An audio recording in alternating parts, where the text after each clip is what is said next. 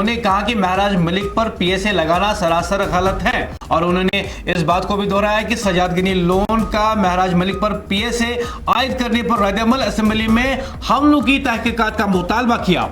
Peoples conference के सदर Sajjad Ghani loan ने हंदवारा के दौरे के दौरान मीडिया से गुफ्तगू करते हुए कहा कि महराज मलिक पर आयद पब्लिक सेफ्टी एक्ट के हवाले से सख्त रद्द-ए-अमल का इजहार किया।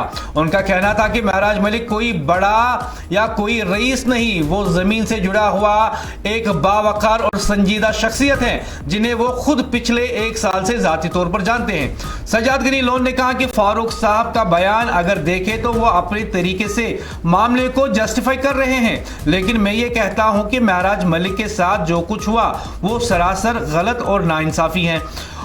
उन्होंने इल्जाम लगाया कि असेंबली सेशन के दौरान महराज मलिक पर न सिर्फ बीजेपी के अराकीन ने हमला किया बल्कि दूसरे लोगों ने भी हमला किया और उन्हें ज़दकोब किया। सज्जाद लोन ने हैरत का इजहार किया कि इन तमाम वाक़ात के बावजूद किसी पर कोई कार्रवाई अमल में नहीं लाई गई। पीपल्स कॉन्फ्रेंस के सदर ने महराज मलिक पर हालिया पीएसए के निफाज को सियासी इंतकाम करार देते हुए मुतालबा किया कि इन तीनों मामलात बीजेपी अराकीन का हमला, नॉन एमएलएज का तशद्दुद पर एक खुसूसी असेंबली सेशन तलब किया जाए ताकि मामले की तफसीली तहकीकात की जा सके और इंसाफ को यकीनी बनाया जा सके। सजाद गनी लोन के इस बयान ने वादी में जो है कहीं ना कहीं एक नई सियासत कायम कर दी है। इस मौके पे उन्होंने मजीद बात करते हुए कुछ यूं कहा।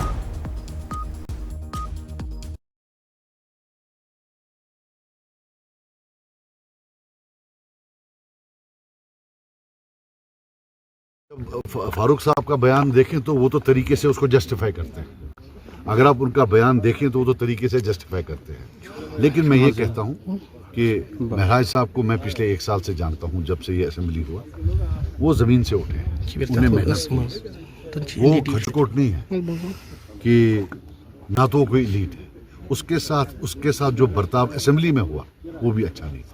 जब असेंबली सेशन में नहीं थी, असेंबली की जो बिल्डिंग है उसके अंदर पहले बीजेपी वालों ने उस पर हमला किया, उसके बाद नॉन एमएलएज ने, जब उनका पीडीपी से झगड़ा हुआ था, उनने उन पर हमला किया।